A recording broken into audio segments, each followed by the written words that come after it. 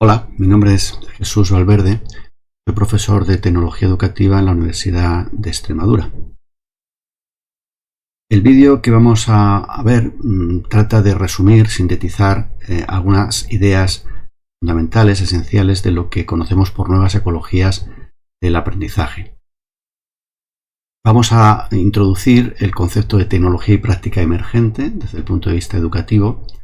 Vamos a describir cómo podemos explicar cómo se conoce, cómo se construye el conocimiento en este tipo de ecosistemas novedosos.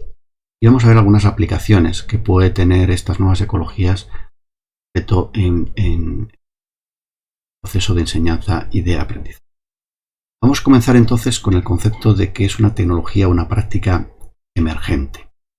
Precisamente, como los contextos cambian, el aprendizaje y la forma como accedemos al conocimiento también ha cambiado sustancialmente. Nuevos ecosistemas en los cuales aprendemos de una manera muy fluida e inmediata viene determinada por esto que denominamos tecnologías y prácticas emergentes, que son por una parte un conjunto de dispositivos, como pueden ser como puede ser un teléfono inteligente, como puede ser un ordenador, y todo el universo de aplicaciones, de software, que nos permite dar funcionalidad a ese conjunto de herramientas, de dispositivos, de artefactos. Pero además existe también enfoques y metodologías pedagógicas que surgen por las nuevas necesidades que los sujetos vamos teniendo con relación a acceso a la información, aprender nuevos conocimientos. Por lo tanto, estamos hablando de que vamos a encontrar herramientas, pero no solo herramientas, también conceptos, formas diferentes de entender estas realidades, el fenómeno educativo. Vamos a encontrar formas nuevas de hacer, innovaciones y avances en la forma en cómo vamos a conseguir los efectos de sobre el. Hay 5 elementos característicos que definen estas tecnologías prácticas emergentes. La contextualización de estos procesos, carácter evolutivo, el hecho de que sean disrupciones, que no conozcamos, no tengamos un conocimiento pleno de cuáles son sus implicaciones y las expectativas que generan.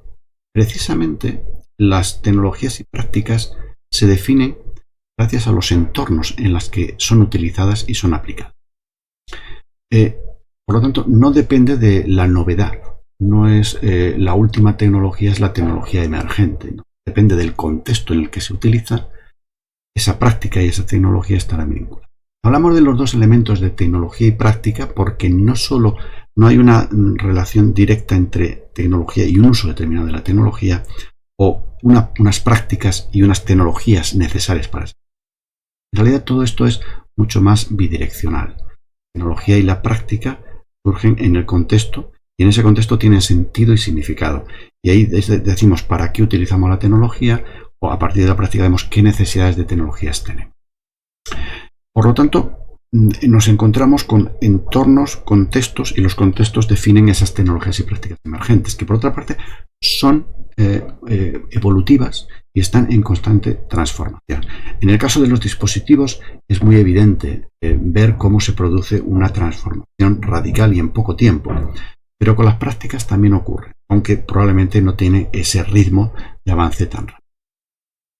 No sabemos los efectos porque en estas tecnologías y prácticas emergentes introducimun, experimentamos, pero no conocemos muy bien realmente cuáles son sus efectos. Carecemos todavía de un conocimiento desde un punto de vista pedagógico para poder decir exactamente cuáles son sus ventajas y cuáles son. Por otra parte, son generadoras de expectativas, o bien de unas expectativas positivas respecto a lo que pueden lograr con ellas. Podemos aprender y lo que podemos construir. Y también tienen un elemento distópico, es decir, a veces se perciben como un elemento, como un enemigo que puede ir en contra de nuestros verdaderos intereses, en el caso del color. Decía que para explicar toda esta realidad de los ecosistemas necesitamos enfoques también nuevos. que introduzcan variables, elementos, formas de entender la realidad que hasta ahora no hemos utilizado. Vamos a hablar brevemente de tres, lo que llamamos el aprendizaje trialógico, el aprendizaje expansivo y la eutagogía. Para empezar con el aprendizaje trialógico, podemos ver muy brevemente cómo el aprendizaje ha sido explicado con tres metáforas diferentes de una manera evolutiva. Para empezar, la primera y la más habitual, todavía presente, es aquella que entiende que el aprendizaje se hace por adopción. Es decir, es un proceso unidireccional. Alguien me ofrece una información, me ofrece un conocimiento, yo la asimilo, adapto. Es un proceso, por lo tanto, que se realiza de manera individual y que tiene que ver con los procesos cognitivos que realizamos en el cerebro. En la metáfora del aprendizaje dialógico supone un paso más allá, porque supone una construcción por medio de participación en comunidades y hacer una socialización de esos procesos de conocimiento. Por lo tanto, se dan en individuos, pero serán individuos que están en red, en grupos, en comunidades, en culturas determinadas, en contextos que tienen unas características. Y hay una tercera metáfora más cercana a la realidad en la que ahora nos encontramos en estas nuevas ecologías del aprendizaje, que es el aprendizaje dialógico, que se fundamenta en la creación de nuevos artefactos conceptuales, materiales, que de manera colaborativa y gracias a las tecnologías permiten compartir y permiten avanzar de una manera muy directa en el conocimiento. Esta imagen triangular precisamente es la que nos define todo esto. Hay por una parte sujetos individuales que forman parte de comunidades de aprendizaje y utilizan una serie de recursos de carácter tecnologías emergentes, pero también prácticas emergentes, conceptos, formas de hacer, que comparten a través de herramientas de mediación que las tecnologías nos facilitan de un modo muy potente. De tal manera que generan productos, objetos, recursos. Gracias a Internet todo el mundo accede a cantidad de recursos. Estos vídeos permiten aprender cosas. Un blog de un experto que nos permite dar recursos en forma de libros digitales, etc. Pero todo eso se produce en un proceso global en el que el aprendizaje necesita de las redes, necesita de los recursos y necesita de las comunidades de aprendizaje. Otra teoría que nos permite explicar este proceso de las tecnologías y prácticas emergentes es el aprendizaje expansivo. Hay una práctica concreta, un modelo de intervención formativa que se llama laboratorio del cambio, en el que grupos de sujetos analizan su forma de generar conocimiento, su forma de aprender, su forma de enfrentarse a las realidades y afrontarlas. Y analizan sus contradicciones y sus zonas de desarrollo próximo, aquello que pueden aprender con ayuda de. Bien, de tal manera que ese proceso le permite llegar, orientar su transformación colectiva para avanzar en el conocimiento, para generar una nueva cultura que le permita, por lo tanto, progresar. Y todo eso con el apoyo de tecnologías emergentes, sobre todo redes sociales, sobre todo dispositivos para. Este gráfico muestra de un modo cíclico, porque es un proceso reiterativo, ¿verdad?, en cómo se cuestiona qué es lo que necesitamos aprender, cómo necesitamos modificarnos para poder seguir avanzando. Cuestionamiento, se analiza y entonces entran en contradicciones, ¿no? ¿Qué es lo que queremos y qué es lo que hacemos? ¿Cómo podemos llegar a que esa contradicción se mueva? Y se modelan nuevas situaciones, se experimentan, se implementan, se reflexiona sobre ello hasta que se consolida una práctica nueva, una forma nueva diferente de hacer y supone un nuevo conocimiento, una forma, por lo tanto,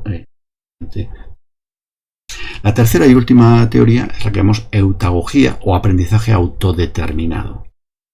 Claro, todo este conjunto de tecnologías emergentes hacen que uno pueda, de una manera individual, autónoma, ¿verdad?, acceder a una información, a un conocimiento que antes era inviable. Por lo tanto, aparece en este modelo en el que enseña utiliza los recursos, facilita recursos para que el alumno decida qué va a aprender y cómo lo va a hacer. Por lo tanto, es un proceso de negociación y es un proceso de facilitación. Se entiende en esta teoría que el aprendizaje es único, en el sentido de que cada persona tiene una configuración neuronal diferente que hace que un currículum fijo, establecido, una forma preestablecida de aprender cualquier concepto o procedimiento, pues no se considere adecuado. Por lo tanto, está la facilitación antes que la instrucción, está en la orientación, más que tanto la guía, y por eso el concepto de brújula, en el sentido de que yo te doy orientaciones hacia dónde dirigirte, pero tú eres el que debe construir tu propio mapa. Y llegamos entonces a la aplicación de estas tecnologías o prácticas emergentes en modelos o en enfoques amplios en los que se puede hacer ver cómo estas teorías se han aplicado. Tenemos por una parte los entornos personales de aprendizaje y la educación abierta. Podríamos hablar de muchas más estrategias o metodologías concretas, pero yo creo que estos dos ejemplos de aplicación nos permiten entender muy bien cómo se puede hacer que estas prácticas puedan ser el entorno personal de aprendizaje forma el conjunto de herramientas, de fuentes de información, de conexiones y actividades que cada persona utiliza de forma asidua para aprender. Es por tanto nuestro universo de dispositivos, fuentes, herramientas que utilizamos a través de nuestro móvil, a través de nuestro ordenador, a través de nuestra tablet. Y todo ese universo con una función clara, que es la función de aprender cosas.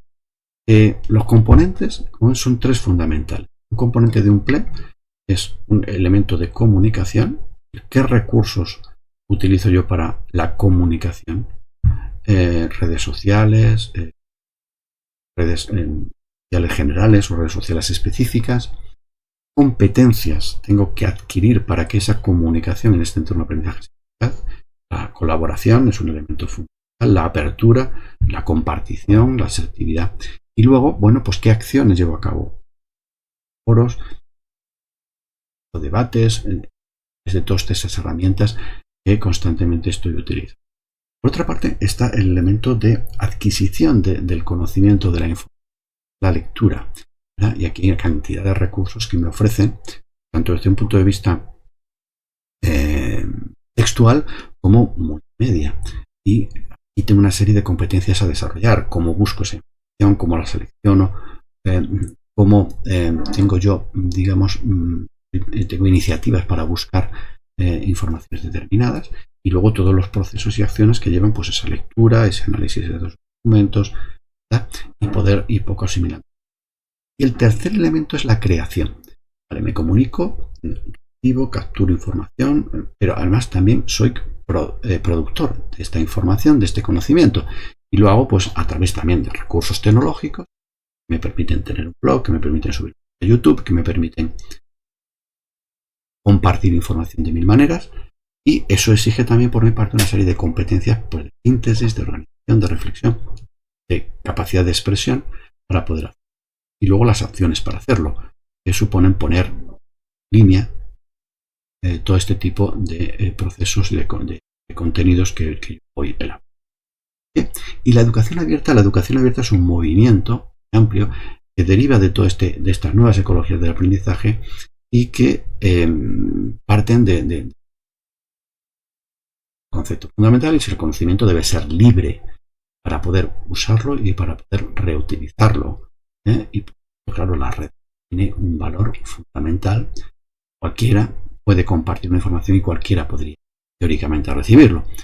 Se debe fomentar, por lo tanto, en este modelo la comunicación, y esto engarza con lo que estamos hablando de estas teorías del aprendizaje que son de aprendizaje fundamentalmente en red, ¿no? La construcción y la reelaboración del conocimiento es también, por lo tanto, un elemento fundamental de la educación abierta. Recibir para dar también. Compartir, que debe tener una recompensa porque esto tiene un valor fundamental en la educación y en la investigación. Hay infinidad de recursos que se llaman educativos, recursos abiertos, que tienen la característica de cómo ser utilizados de manera libre por cualquiera. Y claro, esto tiene, digamos, una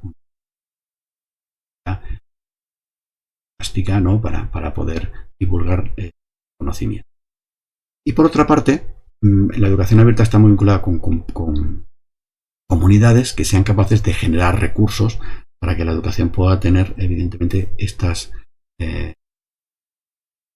la posibilidad de tener pues, de textos, ¿verdad?, hasta cualquier otro tipo de material didáctico que ayude a la elaboración y al aprendizaje de los conocimientos. Bueno, hasta aquí este rápido y breve panorama acerca de las nuevas ecologías del aprendizaje. Hemos visto cómo las tecnologías y la práctica emergentes tienen unas características determinadas. Hablamos de dispositivos, de herramientas, pero también de enfoques y de prácticas. No podemos entender las tecnologías sin su elemento contextual, que es donde realmente emergen y le dan nuevas posibilidades al conocimiento. Hemos visto que hay tres maneras de explicar cómo aprendemos y cómo accedemos al conocimiento dentro de este nuevo contexto y aprendizaje, del aprendizaje lógico, del aprendizaje expansivo y de la autogogía. Y por último hemos visto cómo hay dos maneras de aplicar para el aprendizaje estos nuevos entornos, estos nuevos ecosistemas. Los PLES o los entornos personales de aprendizaje que definen nuestro universo de fuentes, de recursos y también de producción para compartir con los demás, y el modelo de educación abierta, que es el modelo que nos abre al mundo, que nos permite hacer que el conocimiento, que la educación sea una posibilidad, un derecho que pueden adquirir. Nada más, muchas gracias.